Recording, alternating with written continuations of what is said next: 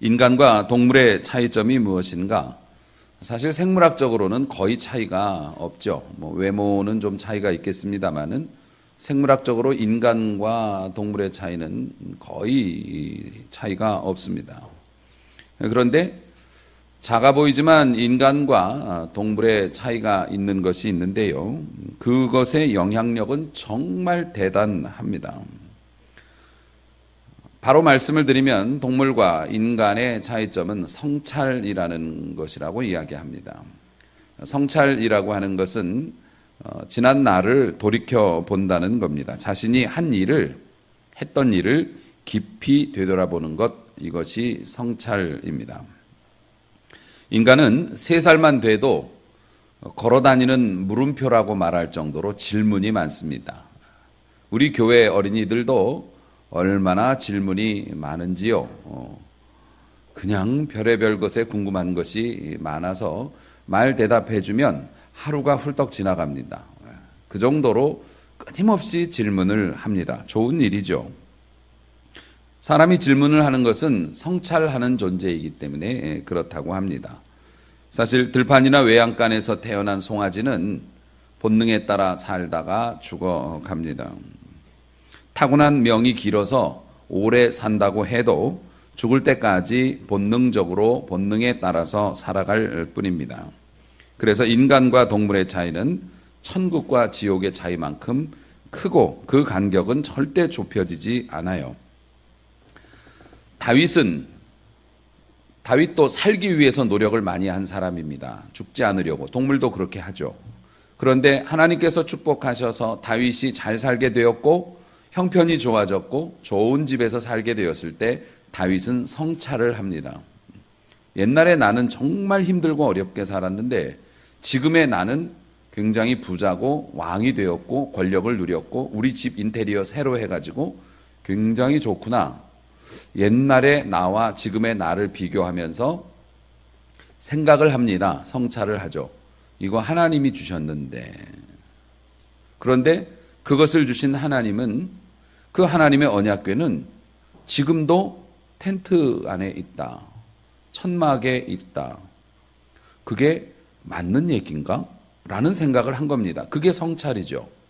결국 그가 했던 그 성찰은 행동으로 나타났죠. 성전을 건축해야 되겠다라고 하는 결심으로 나타났고요. 실제로 성전 건축이 이루어지지 않았지만 다윗의 시대에는 이루어지지 않았지만 하나님께서는 그 성전을 받으신 걸로 여기고 너 진짜 대단하다. 어떻게 그런 생각을 했니? 하시면서 예비하신 복을 그냥 쏟아부어 주셨죠. 그래서 메시아가 너의 핏줄 가운데서 나오리라. 이런 명령을 주시고 너의 자리가, 너의 왕권이 영원하리라. 지금도 이스라엘의 국기에 새겨져 있는 별의 별명이 다윗의 별입니다. 그리고 하나님께서 다윗에게 결정적으로 주신 축복이 뭐였냐면 네가 설령 잘못한다 해도 너와 네 자식이 잘못해서 범죄한다 하더라도 영원히 내버리진 않겠다. 막대기로 때리기는 하겠지만 그러나 버리지는 않겠다. 이게 뭡니까? 우리가 받고 누리는 구원의 은혜입니다. 우리가 다윗처럼 하나님의 은혜 속으로 들어와서 우리가 잘못하고 별의별 짓을 다 해도요, 하나님께서 때리실지언정 내어 쫓지는 않으신다는 약속. 다윗이 성찰을 통해서 하나님께 받은 것이죠.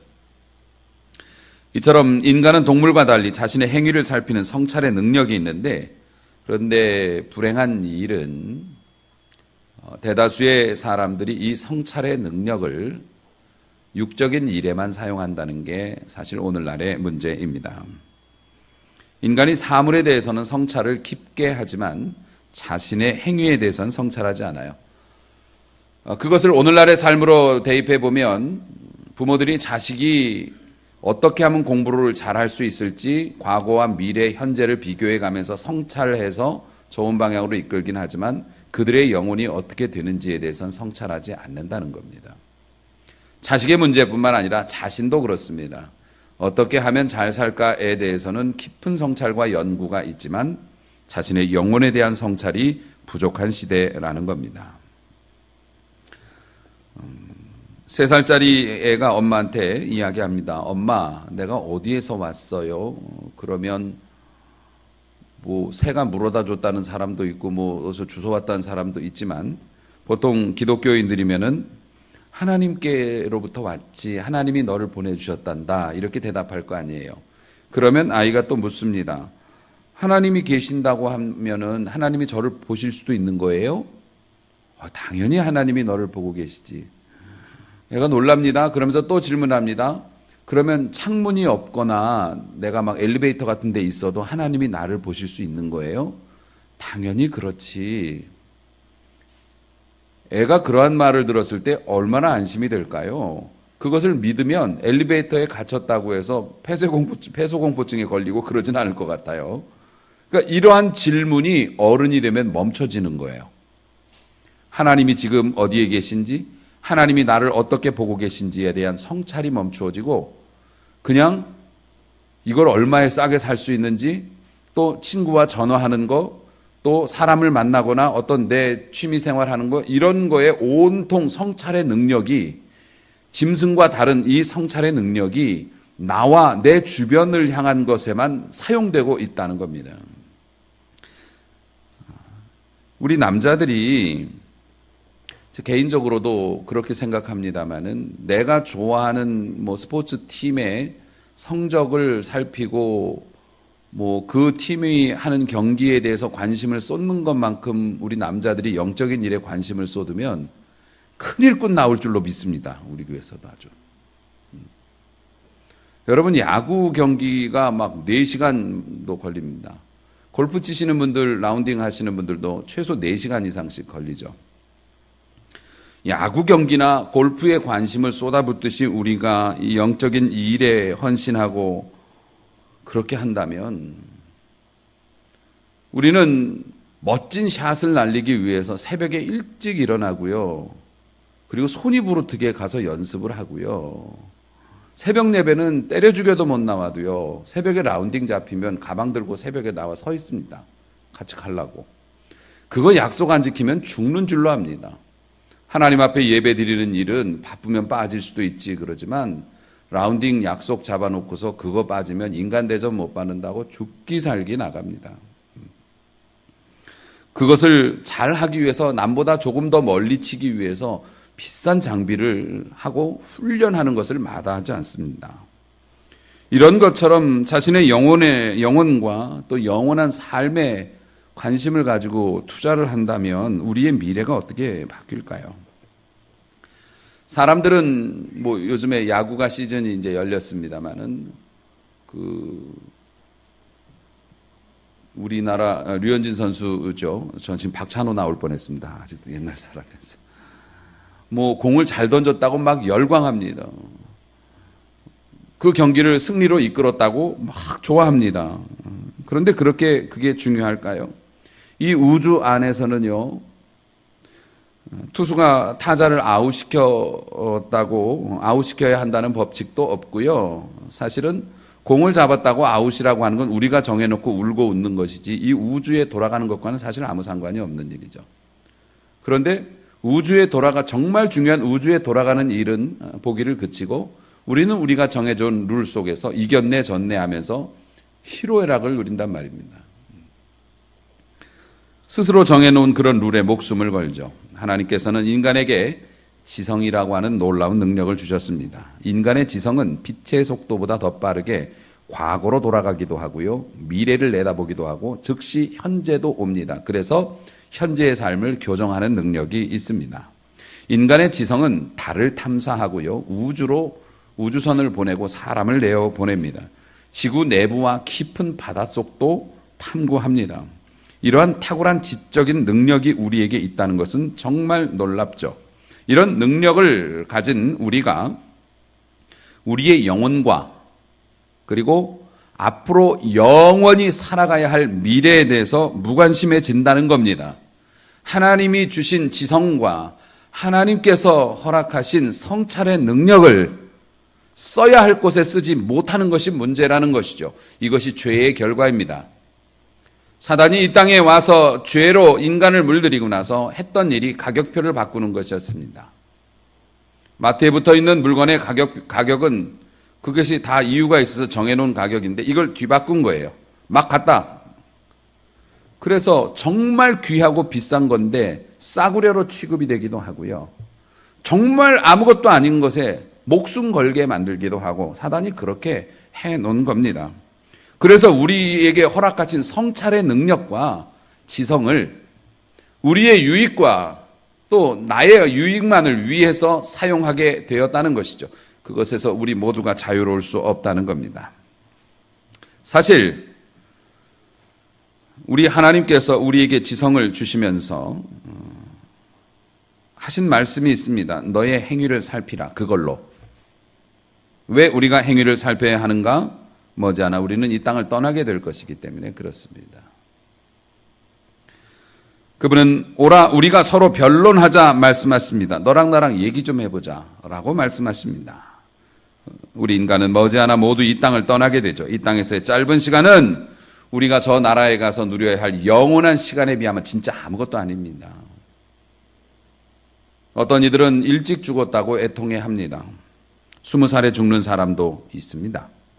30살에 꽃다운 나이에 죽는 사람도 있고 90살에 죽는 사람도 있습니다.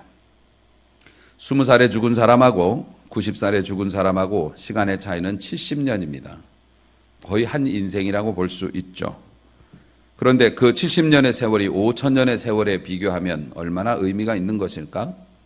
그 70년의 세월이 영원이라는 시간에 비하면 어떤 의미가 있는 것일까?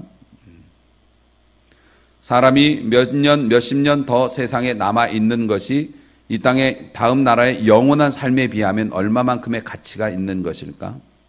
우리는 아니라고 하면서도 우리의 인생과 모든 소망의 종착점을 우리의 죽음에 두고 있는 것은 아닐까? 죽기 전에 누려야 하고 죽기 전에 알아야 하고 죽기 전에 갚아야 하고 하지만 성경은 분명히 너희들의 피니시 라인은 육체의 죽음이 아니라 그 영원한 나라, 영원 속에 있다라고 말씀하시는데 하나님께서 이 땅에 보내주신 짧은 이 시간을 남보다 더 살기 위해서 하늘의 영원함을 잊어버리고 살아가는 몰입하는 우리들의 모습 하나님께서 그러기 때문에 오라 우리가 서로 변론하자 얘기 좀 해보자 오늘도 말씀하시는 겁니다. 우리는 영원이라는 긴 시간을 살아야 합니다. 그래서 하나님께서는 너의 행위를 살피라고 말씀하십니다. 우리가 살펴야 할 것은 어느 팀이 이겼는가 이것이 중요한 것이 아닙니다. 우리는 영혼에 대해서 생각을 해봐야 합니다. 하나님께서는 우리에게 성찰을 요구하셔요. 시간마다 날마다 주마다 달마다 우리에게 생각하라고 말씀하십니다. 지금 이 시간도 하나님께서 여러분에게 성찰을 위해서 주신 소중한 시간입니다. 그런데 우리의 자존심이나 우리의 물질이나 우리의 취미생활이나 갖고 싶은 물건이나 이런 것에 온통 우리의 관심이 쏠려 있고 그것을 위해서 막 씨름하면서도 진정으로 중요한 영원한 삶이나 천국과 지옥 이런 것에 대해서 하나님과 나 사이의 관계에 대해서 고민하지 않는다면 하나님께서 왜 그런 사람을 천국으로 데려가야 할까요? 하나님께서는 천국으로 들어가는 문을 만들어 놓으셨습니다. 그 문이 어떤 문입니까? 십자가를 통해서 예수 그리스도의 이름을 힘입어 천국으로 갈 수 있는 문을 만들어 놓으시고 이 문을 감춰 놓지 않으셨습니다.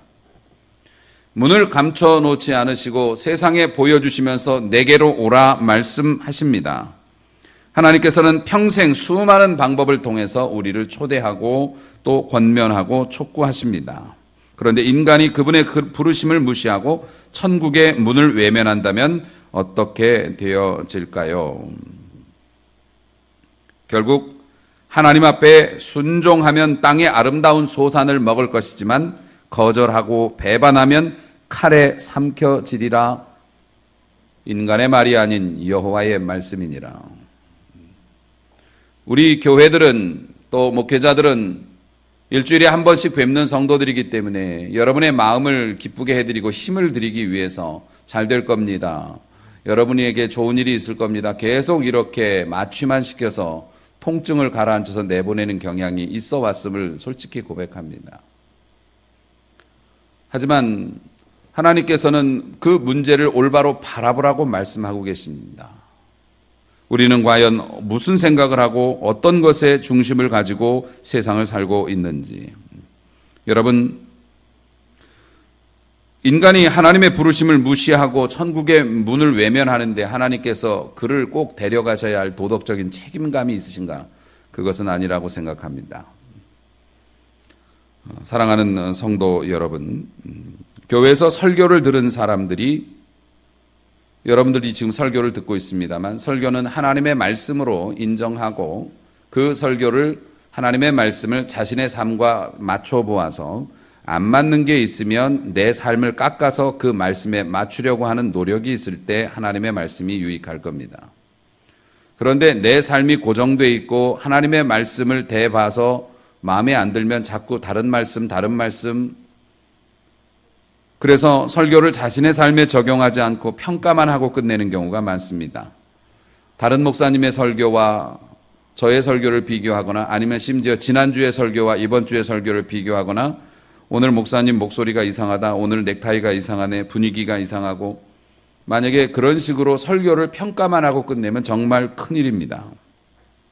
우리 인생에 허락된 시간이 점점 줄어들고 있는 이 위기의 상황에서 최후의 심판이 점점 다가오는데, 하나님의 말씀 앞에서 그 말씀을 나를 바로잡을 기회로 삼지 못하고 그냥 평가하고 오늘 좋았어, 그리고 접어버리면 이게 얼마나 불행한 일입니까?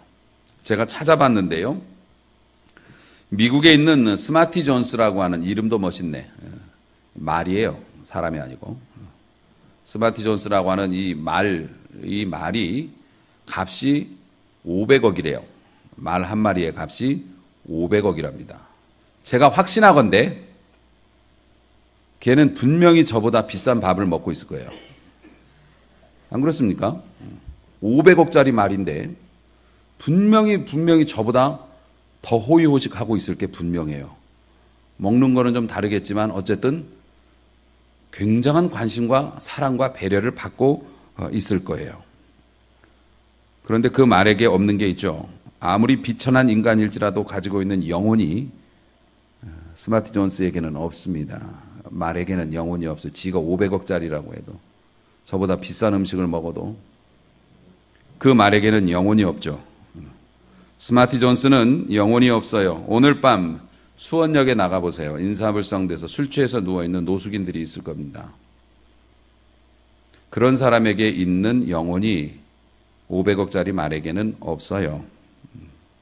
사람에게는 하나님이 주신 영혼이 있고 인생이 있고 생명이 있습니다. 그리고 끝도 한도 없이 영원히 지속되는 그 생명이 불황자에게도 있고요, 우리 여러분 같은 분에게도 있고요. 하지만 다른 존재들에게는 그런 게 없습니다.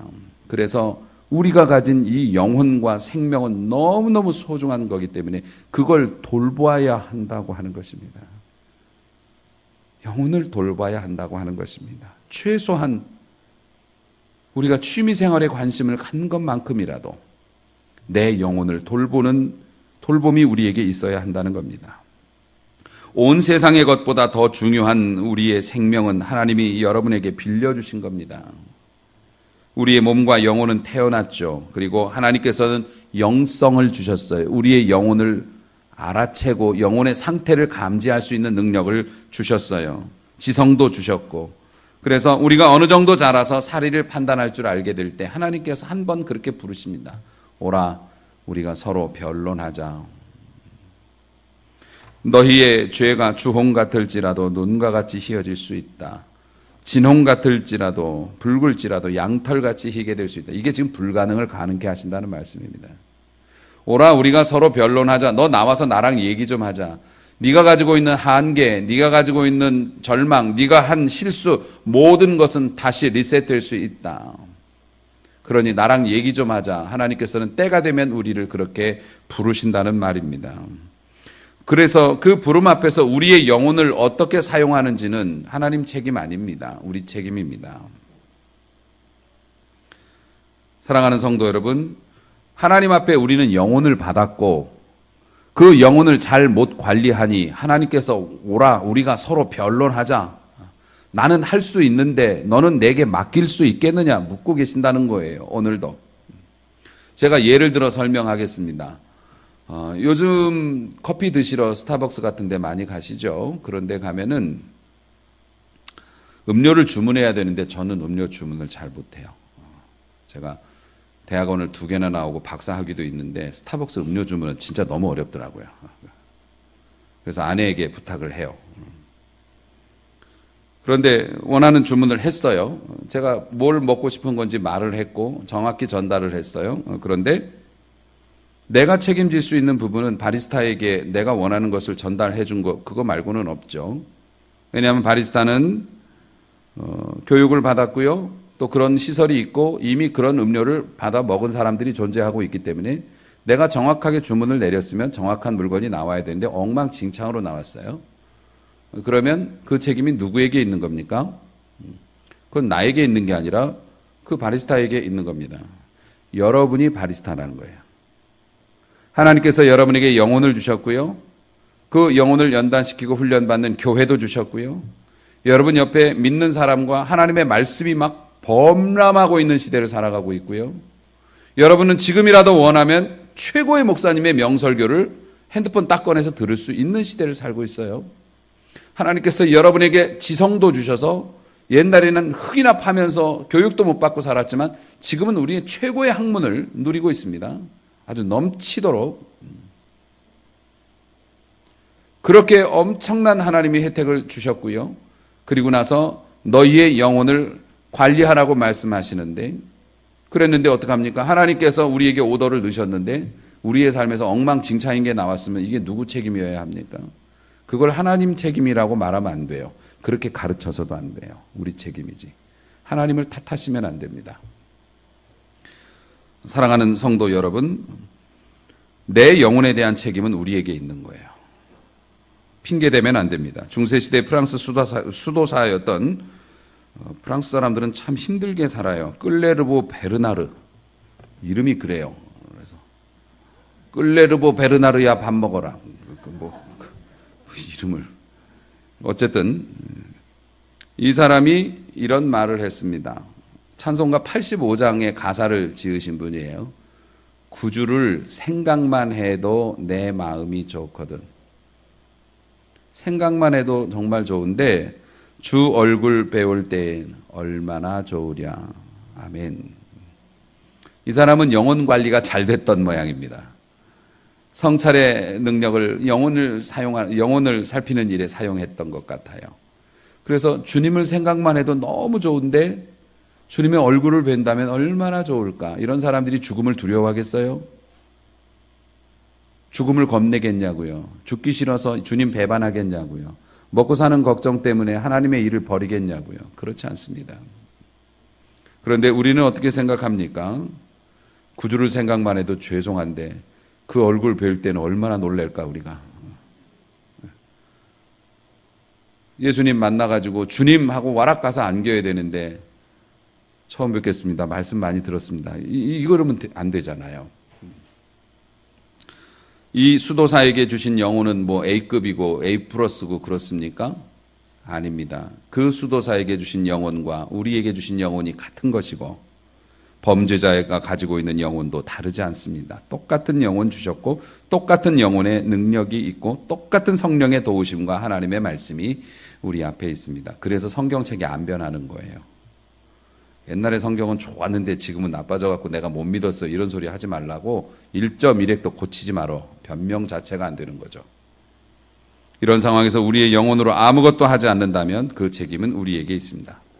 어떤 사람은 이렇게 얘기합니다. 나는 학교를 다녀야 되는데 좋은 옷이 없어가지고 학교 가면 창피해가지고 내 부모는 신앙이 있어서 나를 교회에 보냈지만 내 부모는 나를 교회에 보내면서 구멍 뚫린 신발을 신겨 보낼 만큼 가난해서 내가 교회에 가면은 창피해가지고 부끄러워서 주일학교에 가지 않았고 결국 가기 싫은 주일학교 억지로 막 부모가 보내가지고 기독교 신앙에 반감을 가져서 오늘 내가 교회 안 다니는 거야.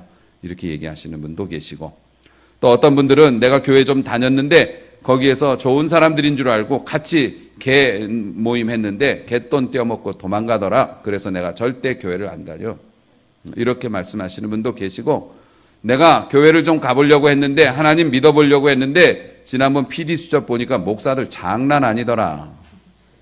에이고, 내가 그래서 교회를 안 가는 거야. 이런 얘기 하시는 분들도 있겠습니다만은 이건 변명입니다. 구차하기 짝이 없죠. 부모나 유전적인 요인이나 환경 탓하는 건 우리들끼리나 통하는 얘기지, 하나님의 심판대 앞에서는 입도 하나 못 놀리고 죄송합니다 할 겁니다. 변명 자체가 될 일이 아닙니다. 명품을 쇼핑하는 것이나 끝도 없이 이어지는 친구와의 전화통화, 빵 터뜨리는 익살과 농담, 이런 것들이 여러분의 영혼의 해결책이 될 거라고 정말 믿으십니까? 여러분의 기분이 우울하거나 아니면은 지옥 같은 절망을 맛보고 있을 때 누가 명품백 하나 주면은 기분이 좋아지겠구나. 하긴 저도 스트레스 엄청 받을 때 뭐 먹으면 기분이 좋아지긴 하더군요. 하지만 그것이 우리의 영원한 삶에 영향을 미칠 수 있을까요? 그렇지 않습니다. 여러분이 영혼을 적절히 사용하지 않으면 영혼의 능력이 약해지고 사라집니다. 영혼이 능력이 약해지면 꼭 이런 말 합니다. 목사님 설교가 너무 길어요. 목사님 설교가 너무 재미없어요. 목사님 재미있는 예화나 이런 거에서 좀 빵빵 터트려 주시면 안 돼요. 목사님 뭐 그런 거 해갖고 막 우리 눈물 나게 막 그렇게 만들어 주시면 안 돼요. 제가 지금도 기억합니다. 저쪽 수지 어디에 큰 교회입니다. 거기에 갔는데 당시에 그 아버지 학교에서 이렇게 했던 그런 에피소드 하나가 있어요. 되게 슬픈 이야기입니다. 이혼당해서, 이혼당한 게 아니구나. 부인이 죽었어요. 부인이 죽었는데 어린 자식들을 데리고 살아가는 아버지의 이야기를 뭐 어떻게 실화인지 어쩐지는 모르겠는데 그 얘기를 하면 여자분들 다 울어요. 근데 목사님이 설교 시간에 그 얘기를 하시더라고요. 그거를 그대로 읽으시더라고요. 그리고 나서 뭐 성도들이 뭐 훌쩍훌쩍 하고, 저는 아는 얘기니까 울지는 않았는데요. 그리고 예배 나오는데 그 여전도사님이 따라 나오시면서 우리 목사님 설교 너무 은혜 있으시죠? 그렇게 말씀하신 게 저 지금도 기억이 나요. 아닙니다. 여러분, 재미있고 예화가 많고 웃음과 감동이 있는 설교 해주세요. 그런 교회 없나요? 여러분, 목사가 개그맨 되면 좋겠습니까? 여러분의 몸을, 중요한 질병을 수술하는 의사가 수술실 안에서 농담이나 했었고 춤추면서 수술하면 여러분 받으시겠어요? 그리고 여러분, 저 정말 그 유머 코드가 풍부한 사람입니다. 여러분들이 어떻게 생각해요? 제일 웃겨요 그게? 비웃었어요 지금? 나 참나 얼척없네. 아니 그렇다고요. 저는 그렇습니다. 그런데 뭐 이렇게 얼떨결에 웃기는 경우는 있지만 여러분을 웃기려고 설교 원고를 준비하진 않아요. 예전에는 좀 그렇게도 했습니다. 분위기를 좀 바꾸기 위해서 그렇게 했는데 여러분 그거 집어넣기까지가 시간이 너무 짧아요. 여러분들 12시 넘으면 되게 스트레스 받으시잖아요. 힘들어 하시고, 그리고 좋은 교회가 아니라고 생각하는 경향도 있어요. 요즘에는 12시 시간 넘기면은. 그리고 세상 사람들 말로는 재수가 좋아서, 또 저희 입장에서는 하나님이 은혜 주셔야 여러분 다음 주에 다시 볼 수 있고 여기서 그만 봐야 되는 사람도 있어요. 일주일에 딱 한 번 보는 분들이 대부분이에요. 그 짧은 시간에 그 유머 코드까지 넣어서 여러분들 막 감동시키고 그러기에 시간이 너무 없어요. 하나님의 말씀을 증거해야 되기 때문에. 정말 하나님이 축복해 주셔야 다음 주에 얼굴 볼 수 있는 분들이기 때문에 가뜩이나 짧은 시간에 그런 걸 넣을 수가 없어요. 그만큼 저는 절박해요. 여러분의 영혼에 대해서. 단단한 음식을 못 먹는 사람들은 죽처럼 멀건 걸 해가지고서 뭐 주사를 맞든지 이렇게 입으로 흘려넣든지 그렇습니다. 이런 식사에 길들여졌어요. 그건 여러분 책임이 아니라 목회자들 책임이죠. 그래서 여러분들이 단단한 것을 삼키지 못하고 영적인 거인들이 되어야 할 사람들이 영적인 약골이 되어 가고 있다는 겁니다. 오늘의 결론의 말씀, 하나님은 인내심을 가지고 기다리실 겁니다. 때로는 그분의 인내심이 얼마나 큰지 우리가 그분이 영원히 기다려 주실 것처럼 착각이 될 정도로 하나님은 기다려 주십니다. 하지만 언젠간 하나님이 이렇게 말씀하실 겁니다. 너는 복음에 대해서 많이 들었고 기회가 많이 주어졌는데 너 지금 이런 선택을 했구나. 그러므로 나는 더 이상 기다리지 않겠다. 하나님이 그렇게 말씀하시면 그 누구도 어떤 방법으로도 기회는 없습니다. 죽음, 심판, 천국, 지옥, 이거는 여러분이 당면한 문제예요. 이 네 가지에서 어느 누구도 자유로운 사람 없어요. 죽음, 심판, 천국, 아니면 지옥.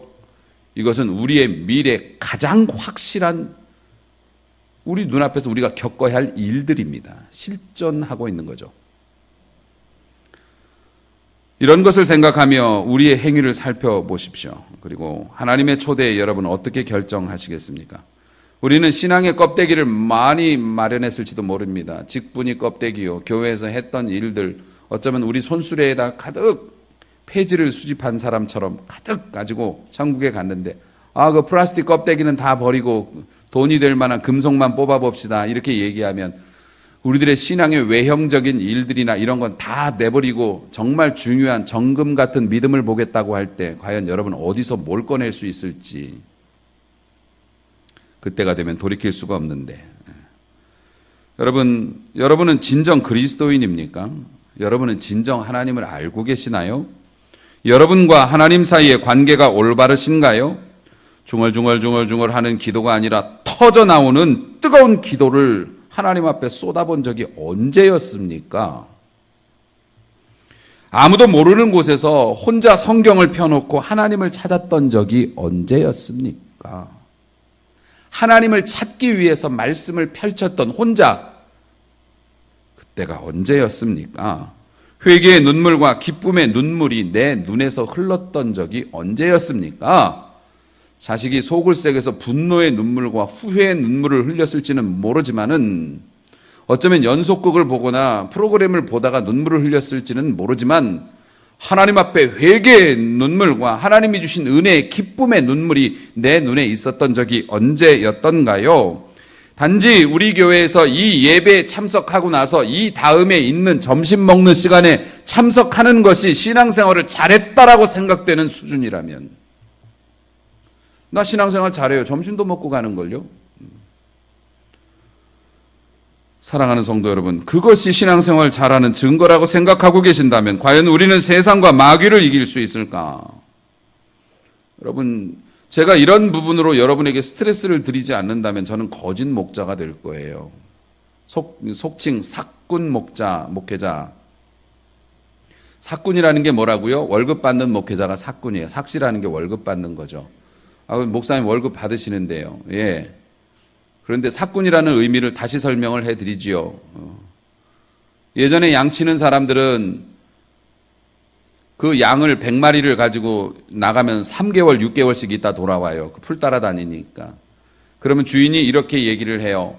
내가 너에게 월급을 주지만 네가 100마리의 양을 데리고 나갔을 때 늑대가 물어가든지 지들끼리 싸워 죽든지 병 걸려 죽든지 뭐 어떻게 죽어서 10마리 정도까지는 숫자가 비는 것에 대해서 내가 책임을 묻지 않겠다. 이렇게 돼 있어요. 광야에 나가서 목양을 하는데 늑대가 와서 양을 물고 질질 끌고 갑니다. 내가 쫓아가면 잡을 수도 있어요. 그거 도로 찾아올 수도 있지만 늑대가 무섭기도 하고 힘들기도 하니까 어차피 나는 뭐 월급 받는 거고, 그리고 10마리 정도는 잃어버려도 된다고 그랬으니까 뭐 저거 한 마리 정도는 내가 굳이 나가서 할 필요가 없어. 이게 사꾼이에요. 목사가 사꾼이면은 나만 안전하면 성도들 시험이 들던 교회를 떠나던 아니면 성도가 뭐 어떻게 되든지 간에 뭐 다른 성도 많이 있으니까 우리 교회 크니까 당신 싫으면 나가요. 이렇게 얘기해요. 아니요. 그러면 사꾼이에요. 정말로. 정말 목회자는 어떻습니까? 마지막 한순간까지, 마지막 한 명까지, 마지막 한 번이라도 더 잡으려고 애를 쓰고 이 교회에 잡아놓으려고 애를 쓰는 게 아니라 그 영혼이 올바른 길로 가게 하려고 잡으려고 애를 쓰고 포기하지 않아야 진짜 목자죠. 그래서 여러분에게 이런 말씀을 드릴 수밖에 없는 겁니다. 저도 여러분을 즐겁게 해드리거나 여러분의 마취주사 놔드릴 수도 있겠습니다만은 여러분의 영혼의 실체를 보라는 겁니다. 여러분이 지금 신앙생활 잘하는 것이라고 생각하는 기준이 뭐냐고요. 여러분 정말 웅얼웅얼하는 기도가 아니라 눈만 감았다 뜨고 언제 일어날까 타이밍 잡는 기도가 아니라 정말 주변 신경 안 쓰면서 정말 하나님 앞에 뜨겁게 기도했던 적이 언제였냐고요. 정말 하나님의 뜻이 너무 궁금해서 말씀을 펴보았던 적이 언제였냐고요. 세월은 흘러가고 우리가 할 수 있는 일들은 점점 줄어드는데 주님을 만나면 주님께서 껍데기 말고 알맹이 좀 보자 그러실 텐데 여러분의 영혼을 성찰하라고 하는 하나님의 명령 앞에서 우리가 다시 한번 마음을 새롭게 해야 될 줄로 믿습니다. 우리의 행위를 살피고 함께 변론해 보자고요. 세상을 휩쓸고 있는 생각과 유행과 물질과 자녀를 기르는 방식 속에서 그리고 하나님과의 관계 속에서 우리의 서 있는 지점은 어디에 있습니까? 분명한 것은 세상이 아무리 사납고 교활하고 아무리 어떤 일이 일어나도 주의 이름을 부르는 자는 구원을 얻을 것입니다. 주님을 의지하는 자는 승리할 것입니다. 여러분은 영적인 약골이 되지는 않았는지요? 하나님은 여러분에게 능력 주셨음을 잊지 마십시오. 그리고 돌이키기로 마음먹으면 하나님이 도와주실 것입니다.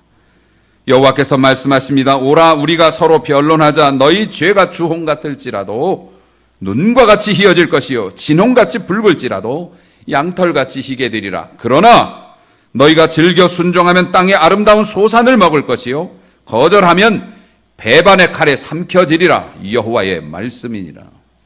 이 말씀 앞에서 우리의 마음의 옷깃을 여미고 내 영혼의 상태를 돌아보며 하나님 앞에서 다시 한번 분발하는 건강한 성도로 쓰임 받으시기를 주님의 이름으로 축원합니다.